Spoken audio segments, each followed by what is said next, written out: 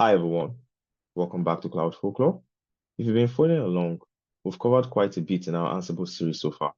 But today I want to take you a step back and do a mid-review to reinforce some of the key concepts that are absolutely crucial if you are just getting started with Ansible. This review will be all about breaking down YAML syntax, diving into Ansible playbooks, understanding conditionals, loops, and so much more. I will guide you through practical examples to make sure that these concepts are not just theoretical, but something you can actually use in your projects. So let's dive in. All right, so let's start with the basics. YAML. YAML stands for YAML Ain't Markup Language. I know it's a bit of a playful name, but it's actually int at its simplicity. YAML is a data serialization format that's designed to be human readable. This makes it an excellent choice for configuration files, which is why Ansible uses YAML for writing playbooks. First off, let's talk about data structures in YAML. YAML structures data using three basic types. We have the scalars, we have sequence, also called list and also called arrays, and we have maps or mapping, also called dictionaries. Let's start with scalars. Scalars are the most basic type of data type in YAML. They are just single values, like the values can be in form of strings, numbers, booleans, or even nulls. Yeah. Now, for example, if you want to define the name of a server, um, this is basically how you would do it. So let's view our scalar file. So now this, you can see that we have name, IP, and animal. Now these are keys, right? Then web server 192.168.1 and dog are values. And these values are the scalars, right? Like I said, scalars are just single values. It can be in any form. These are numbers. These are what do you call it? Strings, right? So they can be in any form. They can be in form of boolean as well, and even nulls, like empty. What do you call it? Nulls are like empty cases. Like, so let's move on. Sequences or lists or arrays in YAML are basically list of items, right?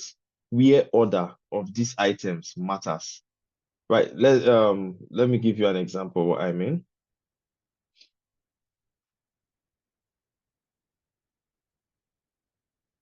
Now, let's say you have a list of IP address for your servers, right? This is how you would represent them. Basically, you have the host, then you have certain IPs, right? Now, this right here is just a simple representation of a list or an array or sequence or whatever you call it. I'll go calling it a list, right? Now, you must have noticed that there's something here, an hyphen. Now, the hyphen before each of these addresses, they are extremely important, right? Because this is how YAML denotes items in a list. This structure is great for representing data where order is important. Like I said, order in list is important. So basically, if I had another file where this one came before this one, or yeah, if I have another file where this comes before this, then it's not going to be equal. Let's say let's call this file A, and and then in file B, this they're exactly the same, but this was put up here. Then file A would not be equal to file B. I don't know if you get, like, as long it's the order in which the items in the list are arranged, like it's important, like it's extremely important. Exactly. So that's sure, I'm sure you must have gotten it by now. So it's just basically, this is the first, this remains the first. If this is the second, this remains the second. If this is the first, this remains the first. If this is the second, this remains the second. That's the way to do it. Let's talk about mapping. Now, a mapping or a dictionary is a collection of key value pairs where each key is unique. This structure is very useful for presenting objects or structured data. Let me give you an example of what dictionaries look like. So, like I said, it's important for representing objects or structures data, and each key is unique. So when I say each key is unique, I mean it means that I cannot have another name key here. This is going to be invalid for a dictionary. You can't use it like this. So each key is unique. You get? So I can't have another name. I can't have another IP. It's going to be invalid. Then again, it's used to easily group related information, right? So now you have servers.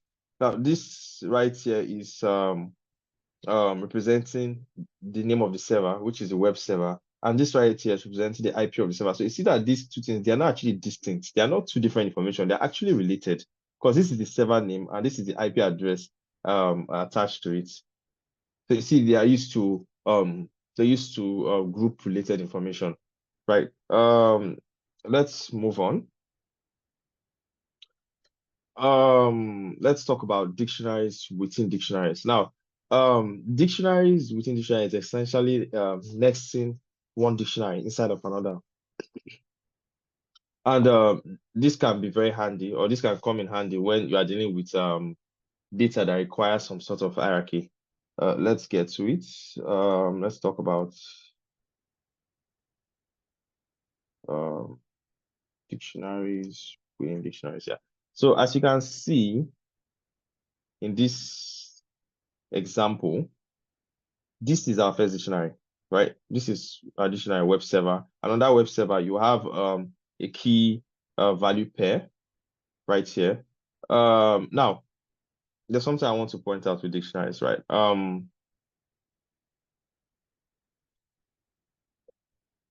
As long as you don't have a dictionary nested inside the other one, it's actually a single dictionary, irrespective of how many key value pairs you have.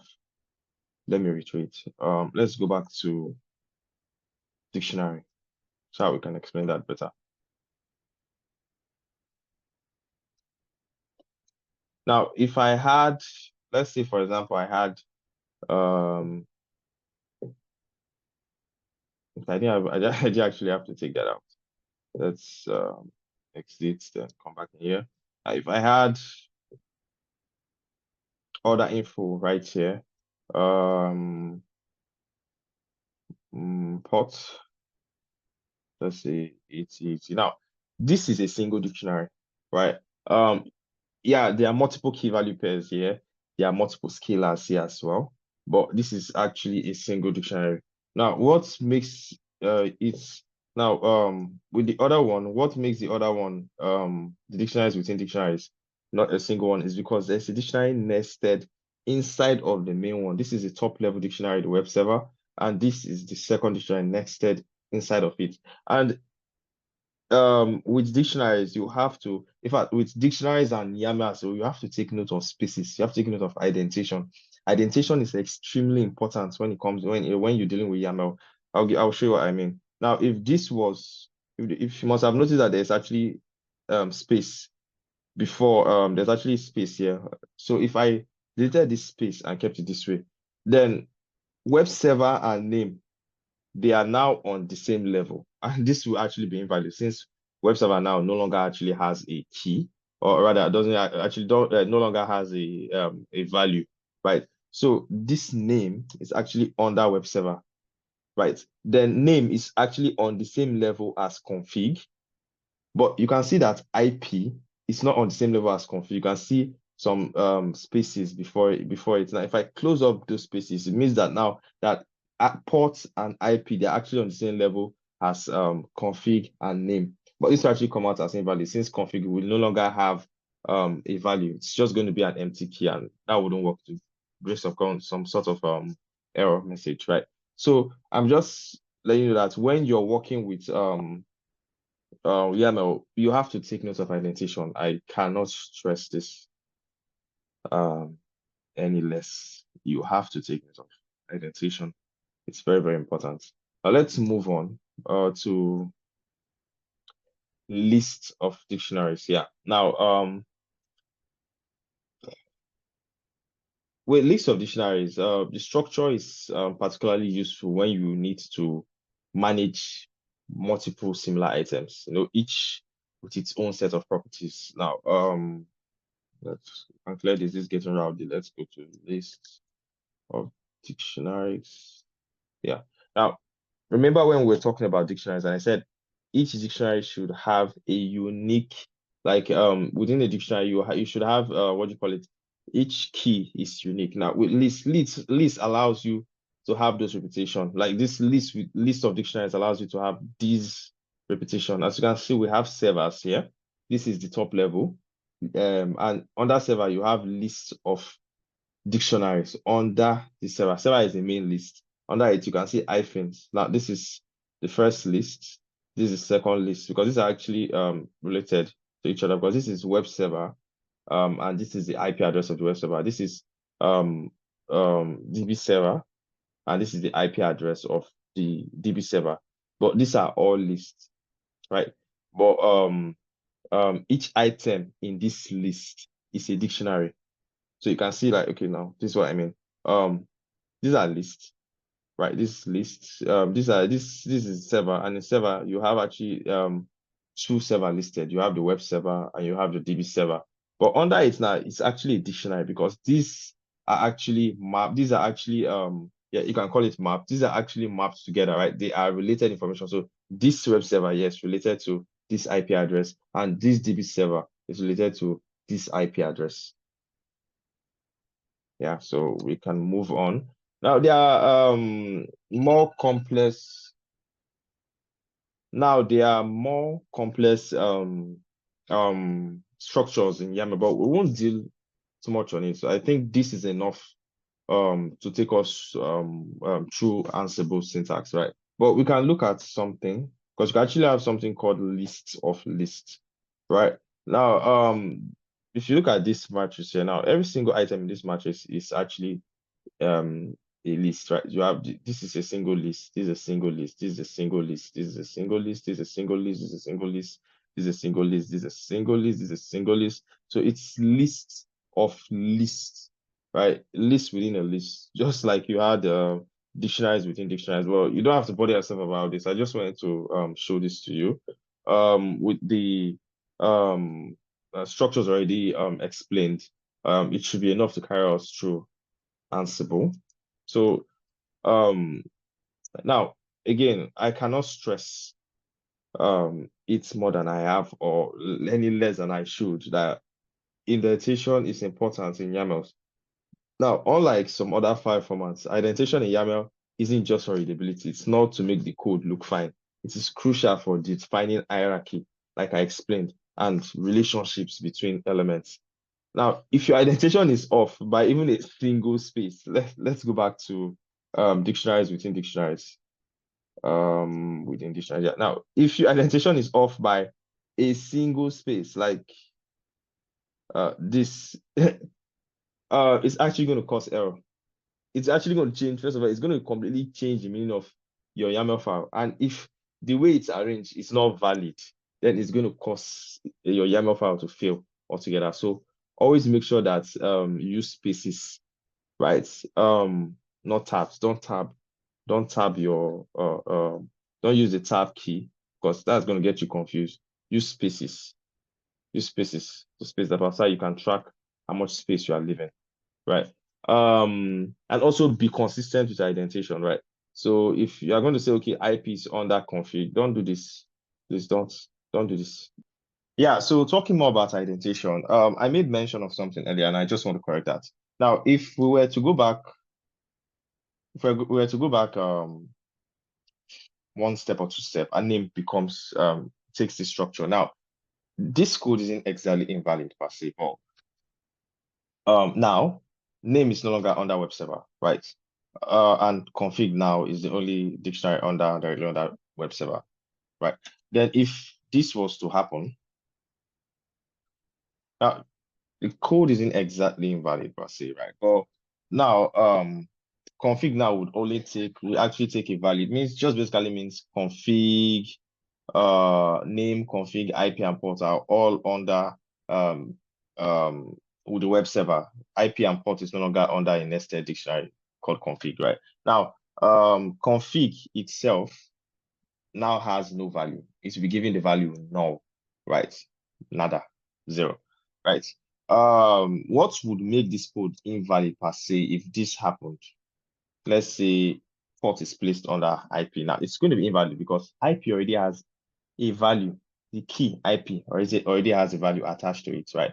Placing ports under IP would actually give off an error this time. The code will be invalid because this already has a value, and port now is supposed to be like directly under IP. So I think this is when the code becomes invalid. I just wanted to correct that. So we can move on to comments.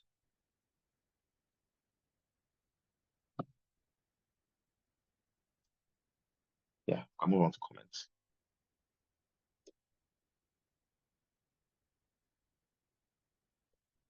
So talking about comments in YAML, we use the hash key to place in comments, right? So if you placed in the hash key and typed this is a YAML file, a simple YAML file.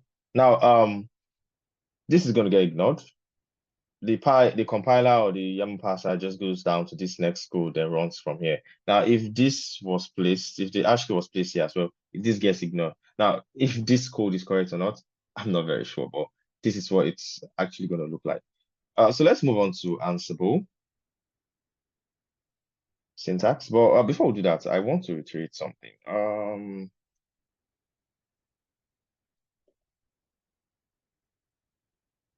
Metrics. Yeah, let's view metrics. Yeah. Is it metrics? I called it list of lists. Yeah. Now, talking about list of lists, I made mention of this being a list within a list. Now, this um itself, matrix is a bit kind of it's kind of tricky, right? Now, when you're talking about list of lists, this actually is not a single list. No, is this a single list? This is actually like a row, and this is a list on its own in matrix, right? So this is like a list of a list, right? So not the single number. The single numbers are not the list. This row can be seen as a list. This row can be seen as a list. This row can be seen as a list itself in matrix, and this itself is a list. So that makes it a list of a list. So I hope that clears that up. So we can move on to Ansible. Ansible um, leverages YAML to automate your infrastructure. Ansible playbooks are written in YAML. In fact, that is the reason why we had to go back to treat YAML, because when I released the first 3 videos on Ansible, I think I got a comment. The person was requesting for a video that would help with understanding what do you call it? It would help with understanding YAML syntax and like Ansible syntax. And of course, Ansible uses YAML. So that's the reason why I had to treat YAML in this video. Then also use the opportunity to kind of do a mid review on what we've talked about previously. So that's why this video is actually happening right now. So let's move on. Ansible playbooks, like I said, are written in YAML, and they serve as a blueprint for automating your tasks on your system. Right? They are important. Now, Ansible playbooks are where the magic happens. They define the steps that Ansible will take to manage your systems. Let's break down the structure of a playbook, right?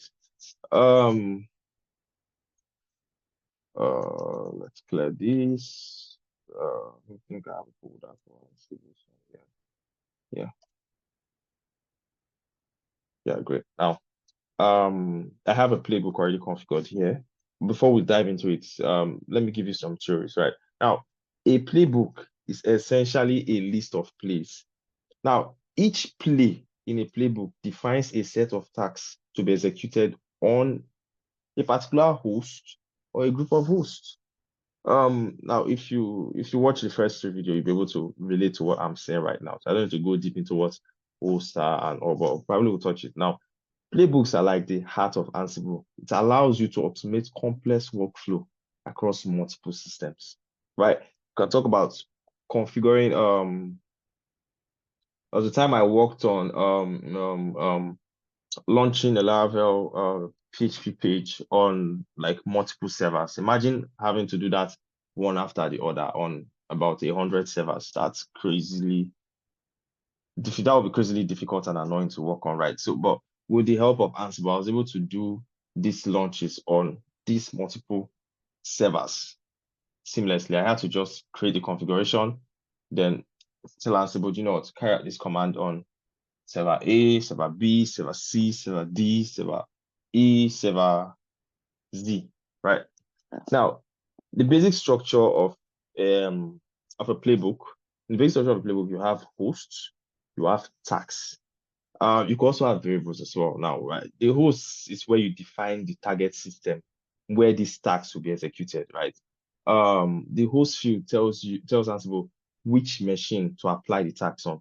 And you can specify a single host, a group of hosts, or even all the hosts in your inventory, right? Now, tags are individual actions that Ansible performs on your host. Now, each tag typically calls a module, which is kind of a predefined unit of work. For example, like let's say you are installing a package or managing a service or editing a file, you have to call a module for that. We'll go into that. Now, variables allow you to store values that can be used across that can be reused across tasks, right? Now, this is especially useful for keeping your playbooks like dry. Dry in this case means do not repeat. So you do not have to repeat what do you call it? Let's say multiple keywords all the time within your playbook. So it makes your playbook look ugly anyway. So with the help of variables, you can actually avoid that. And we'll treat variables later on in this video. So let's move into let's actually look at what a playbook is like, because we've been talking about theories all the while. Now, let me give you a simple playbook. Now, this is a simple playbook, right? Now, you can see the host we're talking about. Now, in this case, this host is targeting just Ubuntu. Let's start with that. The host is targeting just Ubuntu. So you say, okay, goodness, where are the Ubuntu systems? Okay, let's go to the inventory file. Inventory. Now, inventory is where you what do you call it? Inventory is where you store the servers. Like it's where you store the hosts or the systems that you want the task or your play to be carried out on. Right now, but in this case, we have just a single server that we're working on, an Ubuntu server. Now, if we had multiple servers, let's say we even had CentOS, distribution, Fedora, or whatever. Now I could actually do this if we had CentOS, right?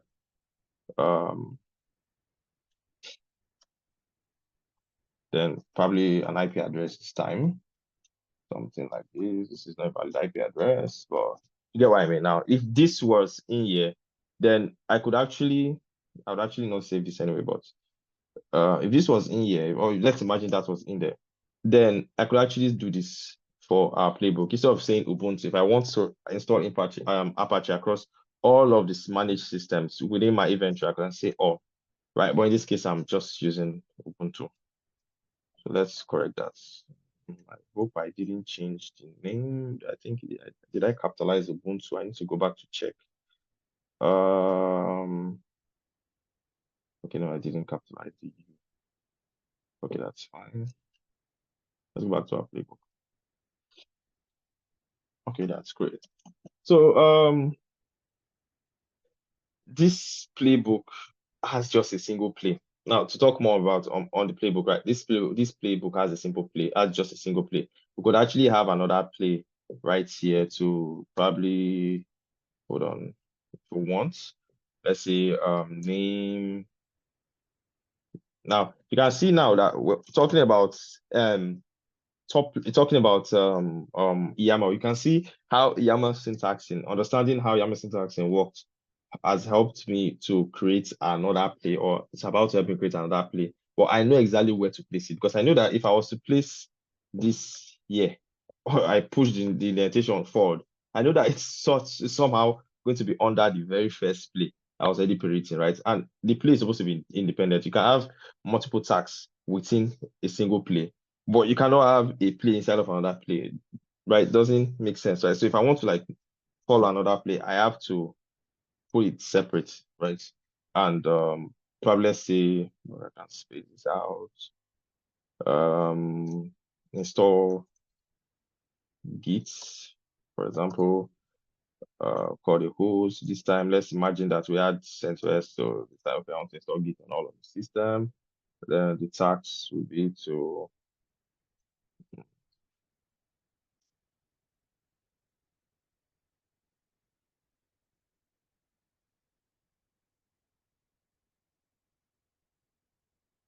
install Git. Let's just call it that. Then this time, probably since we're installing it on all of the system, probably I'll use the package module. Our previous video explains why the package module is can be used when in fact, let me just say it now. Now when you run a play or when you try to run a playbook, try to like carry out run a playbook, right? And when you try to run a playbook, it goes into that each of the nodes that this place or these tasks are supposed to be run on and checks and gather facts about them, gather facts about which system is this, which distribution, which version. So it already knows that, okay, this one I'm checking on, this is Ubuntu. This other I'm checking on, this is CentOS right now. So itself knows that, okay, if you state the package module, it knows which module to run on it, right? In this case, this one uses apt because of Ubuntu, right? But this one that is calling on all of them, and let's imagine we had a CentOS distribution, Red Hat, right? So let's imagine we have CentOS. Now it's going to use package module. Okay, do you know what? For Ubuntu, I'm going to install Git using apt. For CentOS, I'm going to install Git using yum, or I think DNF would work as well. Right, so that's the way it works. But we're not actually going to run this for Git. I'm just going to exit, then come back here. I just want to install Apache so I can sample the output. Let's move on. I think we should have our slave system, our node system running. Okay, paragraph. I already pre-connected the systems, right? Not a problem. Since I already pre-connected. So let's quickly ping. So replace apache.yaml. So I think the command should be Ansible Playbook apache.yaml. This should run. But I think I would like to ping the server first of all.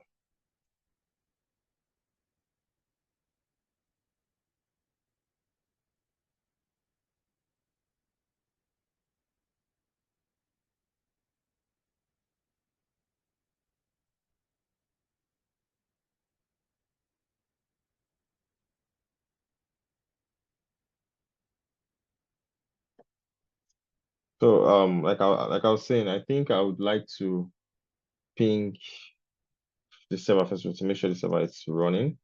So Ansible, then I'll just carry it on all ping.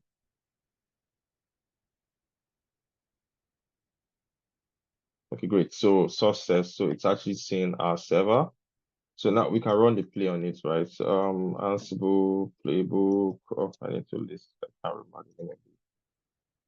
Ansible. Okay, before we do that, probably we can just talk about our config file. So basically, the config file allows you to put in configurations that you want Ansible to read before it let's say before it runs a play or a single ad hoc command, right? So within this config file, we already have defaults. We already have defaults here. The inventory you have to read from inventory file. We're using this private key file. We're getting rid of duplication warnings. Then for privilege escalation, we said okay, become true. Pseudo true, and for pass true, right? So that's what we have. So if I was to run the play now, it should run. So Ansible Playbook, okay, yeah, great,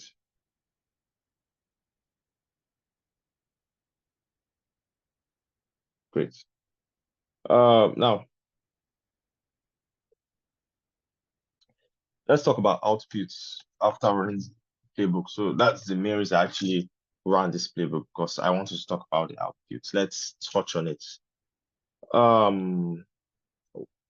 Once you run your playbook, Ansible gives you detailed feedback, right? That's why Ansible is actually one of the tools I actually like using. I love using it. Now, it gives you feedback on what happened, right? Now, if something failed, it's going to tell you this failed.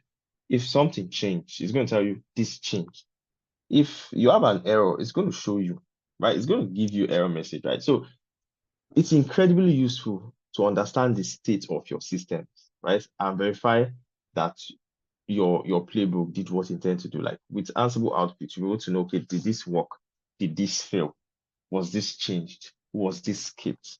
Right now, if it's successful, the task executed successfully, the task success, if it's successful, it's going to say it's if it's rather if it's successful or if it's success, if it status is success, then it means the task was executed successfully and everything is the way it's expected. Now, if there's something called change, if you are seeing change, then it means the task was executed successfully, but some changes have been made to the slave system, right? And now, as you can see, we wanted to install Apache. Our slave system didn't have Apache. That's why you can see that change now is it's showing that okay, ensure Apache is installed. It's showing changed. The node that we just worked on changed.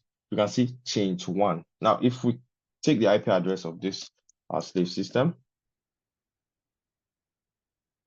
and push it up on our browser, it should carry us to Apache's default page, which means Apache was successfully installed, right, on this our slave system or on this our node. That's right. Now, if I was to run this again, let's run this play again. It's not going to tell me changed again because nothing would have changed. We still have Ansible in it. We still have an Apache rather in it. It's just going to say, okay, it's run successfully because there was no error. Right now, let's play around. Let's tweak the code a bit, right? Let's get into Apache. Let's change the name now. This is Apache 2. Let's change it to Apache. Let's see if it's going to be able to install what do you call it? A package called Apache. Failed. Right now, it showed failed. What was the error message? Now, it's very important that when you run your Ansible playbook, and you get like failed message or something, it's good to read whatever message comes in. So you'll be able to understand now. By simply reading this message, it's going to help you troubleshoot in case you have a problem. For example, now, Peter, Ansible node 1 failed. As you can see now, it's no longer showing change. The playbook ran okay, right? There was no problem running the playbook, but the play itself failed because it couldn't find any package matching Apache, right? So that's the way you use your playbook, right? If we put this back, that's Apache, no longer Apache. Sorry, let's take this out. It's no longer Apache, now Apache. Now you see, successfully run. We can actually uninstall it, right? If we want to uninstall it, we can go back into the playbook and change the state from present. We can change the state to absent, right? Now let's run that playbook again. You see something would have changed, right? Now you can see it has changed. Now, if we go back to check that our same homepage, that's our Apache homepage, you see that it will not be showing anymore. That's because we've uninstalled Apache from this server 2, right? I hope this module on output or this section on output clarifies how to handle Ansible outputs properly. Because the main reason why I made this video is for reviews to make sure that when we move on to much more complex subjects or topics within Ansible, you'll be able to flow and be on the same pace as I am. Because I don't want to move too fast and I don't want to leave anyone behind. Yeah. Again, I can't stress on this more than this or more than I have said. The output is incredibly valuable because it's not only tells you what was done, but also highlights any issues that might have occurred, right? Now, each module that Ansible runs must return a result. Now, this result can include details like whether changes were made, the outcome of a command, or the state of the service. Now, understanding this result is crucial for troubleshooting, like I said. Once you have once you have an error message, troubleshoot, read the error message, try to start from there. Now, if a task fails, Ansible will must provide an error message, right? So this message is, if you read it and follow it, it will guide you to guide you and help you to fix it. Yeah. So we can move on. Now let's talk about variables. Let's talk about variables. Now now let's talk about variables. Now, variables make your playbook more dynamic. Now, with variables and conditionals, your playbook would actually feel or be much more dynamic and reusable. Right now, these features allows you to write flexible and reusable playbooks that can adapt to different environments and conditions. Now, you can see variable like placeholders that you can use throughout your playbook. They will help you to avoid hard coding values, and it will make your playbook easier to maintain and adapt to different scenarios. Right now, you can define your variables directly inside of your playbook or in separate files. That's what we're talking about, host files. But let's not get ahead of ourselves. For this particular section, we're just trying to understand the syntax in Ansible, right? So we'll talk about much more complex and what do you call it? Much more complex topics within Ansible. For now, let's just stick to understanding the syntax. Right now, the idea of variables is just to help you avoid hard coding values. Right, you can define the variables directly inside of your playbook, and that is the one we'll be using. So let's look at an example of variable usage now. Now, look at this play that I would have run. Let's imagine that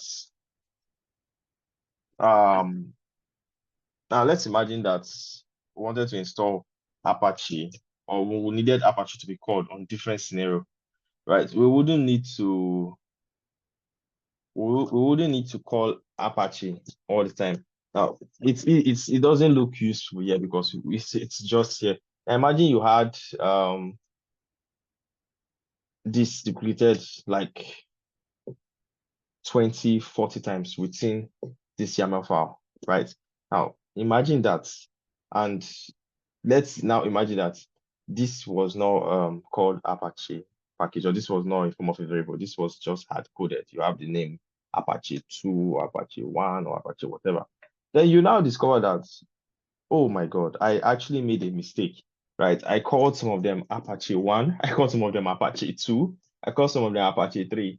I don't know if they are parts of a movie, but you get what I'm trying to say. You call them different names. Now, changing or correcting that error will actually be difficult, right? But if you had used a package installer, if you had used a variable to store the name Apache and called it here, even if you made a mistake when you're working on this first one, when you were giving it the name, let's say you called it Apache let's say you call it Apache instead of Apache 2 now, you'll be able to just correct it here. And it's going to affect on all of those 20 places that Apache is showing. But if you had put that Apache here and copy and pasted it multiple times, 20 times, it means you have to go one after the other. Apache, correct the Apache and change to Apache 2, go to the next one like that, right? Now, it's actually used to when you are working on complex playbooks, when you're working on lengthy playbooks, right? Or yeah, so it's going to be easier for you to like track changes, and it's also going to help you avoid unnecessary errors as well. You don't need to edit the entire playbook. Now you just have to change the package, the variable name that you used for Apache if you made a mistake on it. Now, talking about conditionals. Conditionals allow you to execute tasks based on specific conditions, and it is done using the when clause. Now, for instance, um, let's look at when conditions. I think I have. Okay, I have a file conditionals. Yeah. Now let's imagine that you want to install a package inside of only the Debian-based operating system, right? Now, let's imagine that when you wrote your playbook, you said the host for all, like you have like multiple tags and plays in it. But for this particular tag you have right here, you only want it to be installed only when the OS is Debian. Now, this is where you can use the when clause to do it, right? So we treated conditionals in our previous video as well. So it just helps you define particular scenarios where you want a code to work and when you want a code to run. So that's the way to use conditionals. Now, again, I talked about facts earlier. If we're touching that again, facts are just pieces of information that Ansible collects about your system. Because now you're asking, okay, how did Ansible know that that this system that's okay, I will run into it. But how the Ansible know that okay, how when I get to system A, I'll check this is not Debian based. This different is a different one. I'll skip it. This one is not Debian based. I'll skip. Oh, this is Debian. I'll skip it. That's because when Ansible connects to your host system, right? When you try to run a play on it, even the time that you are pinging itself, Ansible is gathering facts. Before that is why if you notice when we run our play, you see that at the top, you see the first line gathering facts. It's gathering information about the system before executing any task on it. It includes details like the OS type, the network interfaces, hardware specifications. So it already knows. That is where it also know that okay, if you call package, I know I'll use apps module for Debian for Ubuntu. I would use YUM or what do you call it, YUM or DNF on Red Hat or CentOS, right? I think this is as much as we can cover for facts. Let's talk about loops and iterations. Now, loops and iterations are another powerful feature in Ansible. They allow you to perform the same tasks multiple times with different data. This is particularly useful when you need to apply the same configuration to multiple items, like installing multiple packages or creating several users, right? The most straightforward type of loop is a simple loop, right? And you can use it with the with items directive. I would show you what I mean quickly. I think I created oops. Yeah. So as you can see, I'm using the with items. Now I want to install Git, Vim, and core, but I really don't want to write this thing multiple times. Name, state, present, name, state, present. I can easily just put this directive here with items, place this code here like this items, and it's just going to loop over to go in, install the first one, Git. When it's done, install the next one, Vim, goes again, install the next one, core. Right. We can actually try it. Let's give it a try. Let's copy this code here. Right. Let's sit into Ansible file.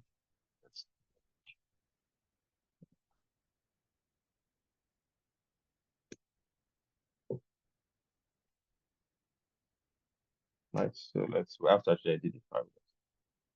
We have to edit the file.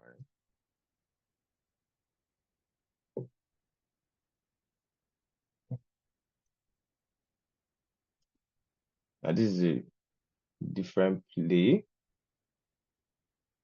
Now just a simple mistake, and we would be having issues. So let's make sure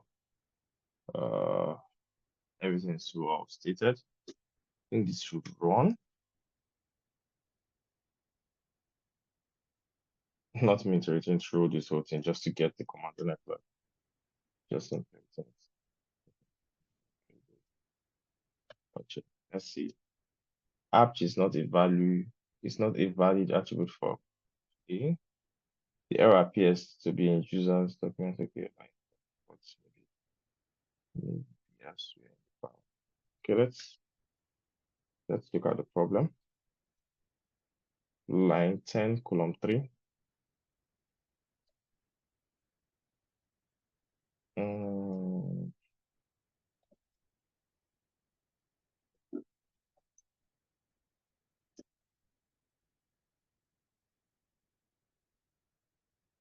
Yeah, so I think I know the mistake. So this was actually like a single tax. So if I place this under the tax module right here, under tax, it should have run. But I want it to be a different play, right? I want us to sample what's because for tax this could have easily been this whole thing just under here, same line as this name, but let's make it a tax. So we need to add extra information about it.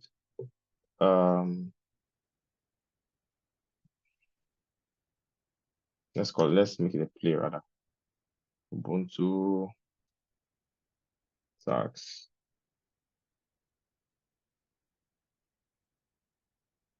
Okay.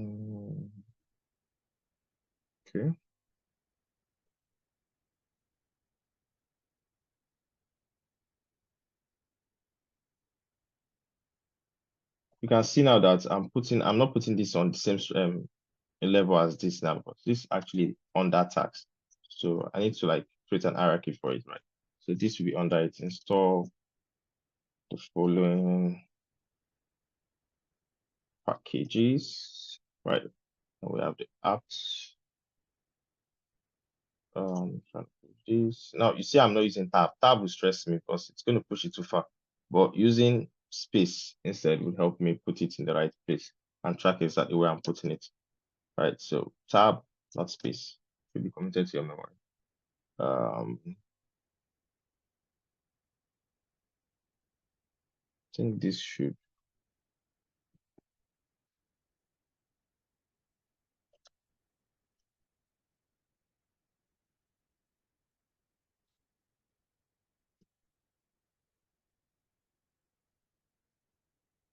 I think this should work.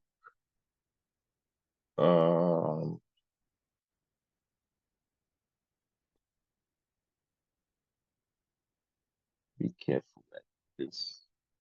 The code, okay. I think this should work. Should not have that problem again. Let's try. Unable to read either as JSON or YAML. These are errors we got from each. Expecting value line 1, column 1. Syntax error while loading YAML. Okay. Offending line appears to be this. Okay. Let's see why that's happening.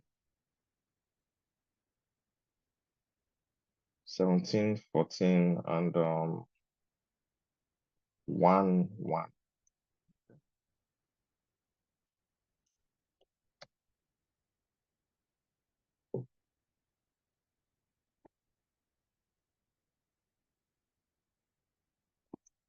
I think we should be similar as apps. This should be okay here. Okay, this should work. I don't think we have another issue. It's actually quite easier using what do you call it, VS Code. It's actually a nightmare using this sort of thing, especially when the YAML VS Code just helps you what do you call it? Just helps you make the syntax work or makes the arrangements and indentation easier to start. Let's see if we'll fix the issue. Okay, install the following. So it seems as if oh,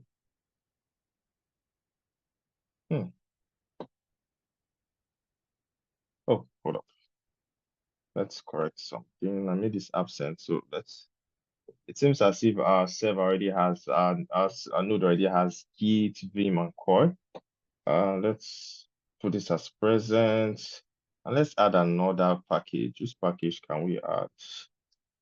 Um, Tree. Let's try that again.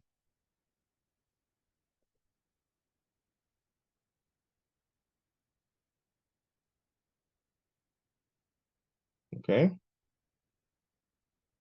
Okay.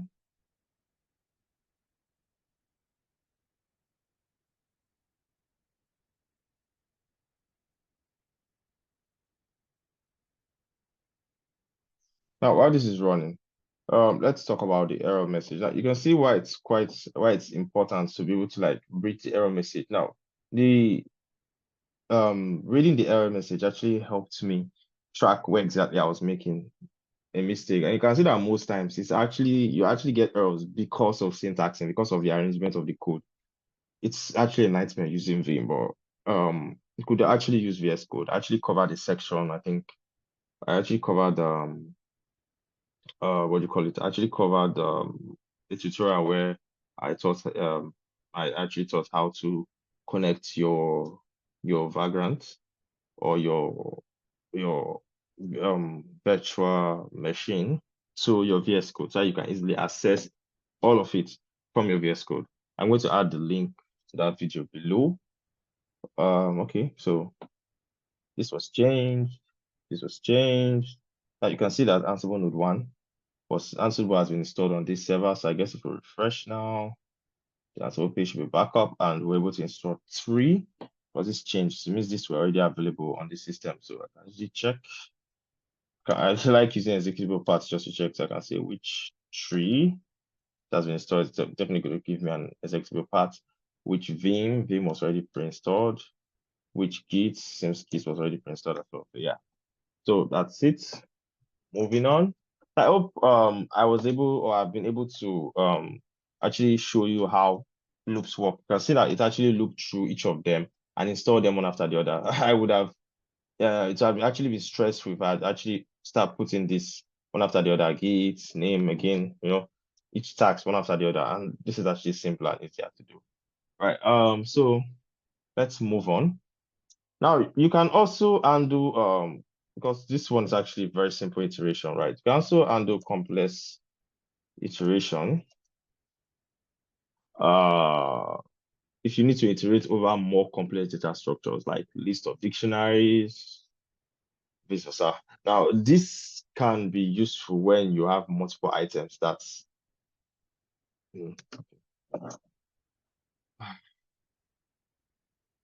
Now, talking about complex iterations, now sometimes we need to iterate over more complex data structures like list of dictionaries. Now, this can be useful when you have multiple items that each item have their own set of attributes.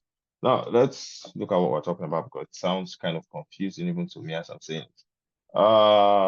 Complex iterations, yeah, so this will give us a clear picture. Now, you can see that now I want to create a user inside of the system, right? I want to create a user called user 1 and also want to create a user called user 2.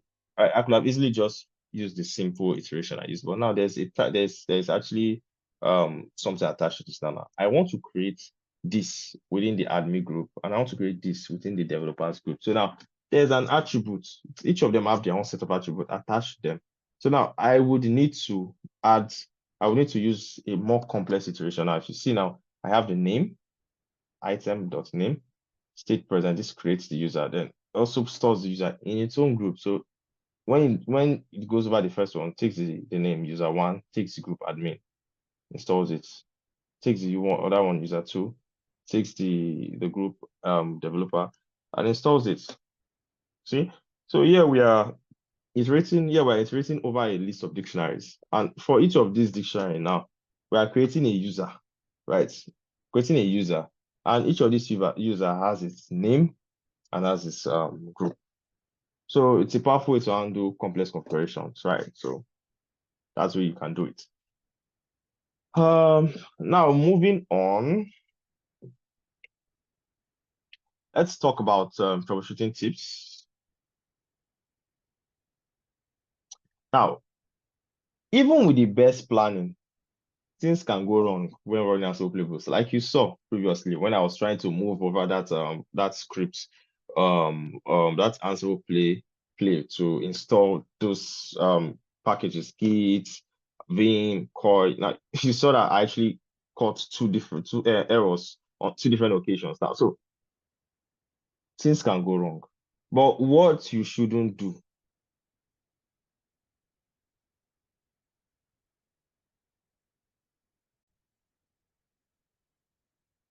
So things can go wrong, but what you shouldn't do, don't panic. Even if the code want you, do not panic, right? It is essential to have some troubleshooting techniques up your sleeves. The first and the most important thing is number one, understand errors. Don't when you run into errors, don't panic, don't start panicking. Read the errors. Ansible is actually very easy, right, to use because it actually leads you with its very vast documentation and also the way it actually presents error messages. It's actually easy. Ansible provides detailed error messages that usually indicate the cause of the problem, like you saw. So just pay close attention to these messages. They often tell you exactly what's going wrong, and sometimes even suggest a way to fix it. So even if you are not sure what the error message means, even if you're not sure what the error message means, you can try running the playbook with increased verbosity for more content. Now, this is what I mean. Now, I'm talking about running the playbook using the verbose mode. Now, the verbose mode gives you more insight into what Ansible is doing. Now, you can increase the verbosity of your output by adding the -v option. Let me show you. Let's rerun this play, but with the same error we had the other time. Let's go into Apache playbook, the playbook, right? Now let's do this. Let's play around with the code again. Right, then run the play, Ansible dash playbook. Apache. Right, let's add the -v option after. Let's see what that was. Now you see this was not here before, right? Let's do that again. Verbosity gives you additional information. There's nothing much to do here. Let's see, even if we use dash, I think these are like different levels of verbosity, right? Let me clear this quickly and use a higher level of verbosity. You see, now each level gives you more information, right? The first time I used, let's go again. First time I used a lower level of verbosity, just 1V. Right now, let's use a higher level of verbosity, 2Vs, more information, right? Let's use the maximum level of verbosity, right? 3Vs, more information. So it gives you more information about what's going on behind the scene, what Ansible is doing. So giving you using verbose mode gives you insight into what Ansible is doing, and also can also help you fix error codes, right? Now, another thing you could do is actually implement the dry run method. Now, dry run involves giving it some kind of let's call it a test run before actually running it on your system, on your slave system, on your node. Now, for you to implement a dry run, all you need to do is just to okay, do you know what? Let's do something first of all.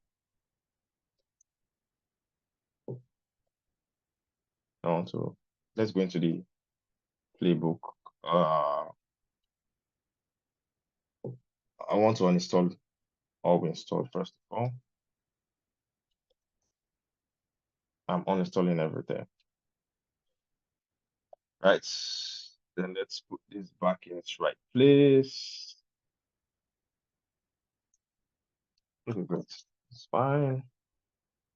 Then let's run this with the highest level of verbosity. Wow, that's a lot of verboseness. Well, we don't actually need this much information, you see, but you can see every single thing Ansible is doing whilst this code is running. You can see that it's installing the play, gathering facts, like this is everything that is going on behind the scene when you when you run your playbook, you can see changed the item vim. All of those items are no longer available, right? You can see how much information that this gives you. Even when it was gathering fast, you can't actually view everything because it's way too much. But you can see how much information this gives you. Now, you don't need all of it, right? So that's why even when you're running your playbook, you can run it with lesser amount of verbosity. That's 1V. But I use the maximum amount, the maximum verbosity. I just wanted to show you how this verbose mode works. Now, let's imagine we have none of this information and we have none of these packages. Let's implement a dry run first of all to know what exactly would happen if we do that. So to implement the dry run, you use the check option. So the check option simulates the playbook execution, showing you what changes would be made without actually applying them. This is a great way to verify that your playbook will do exactly what you expect it to do. Let's also add the just one verbose mode this time.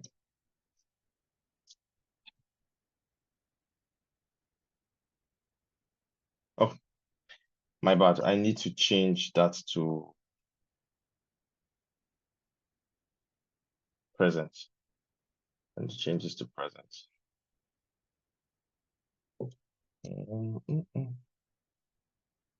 Yeah. Change this also to present. Yeah. Let's go again.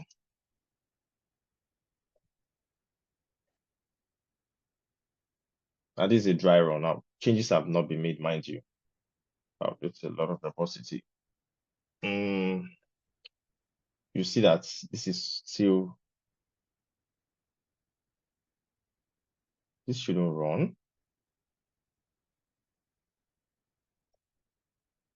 Hold on. That shouldn't run. I shouldn't be seen because I'm actually using a dry run at the moment. Exactly. Which Vim, which Vim, even which Apache shouldn't be there. Exactly. So it's a dry run.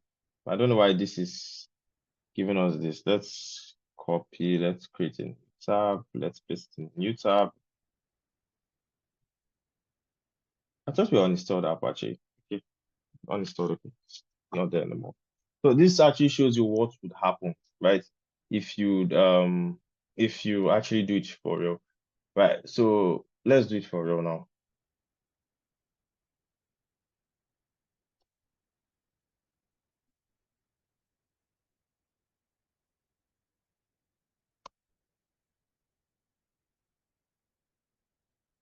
See, gathering facts. It always gather facts. Now you can see it's now installing for real. This has changed. Let's go in here. You should be able to locate which opportunity. There should be a way.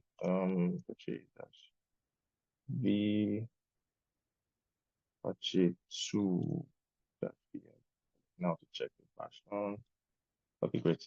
So yeah, Apache has been installed. Now, if all of it has finished running, we should be able to see.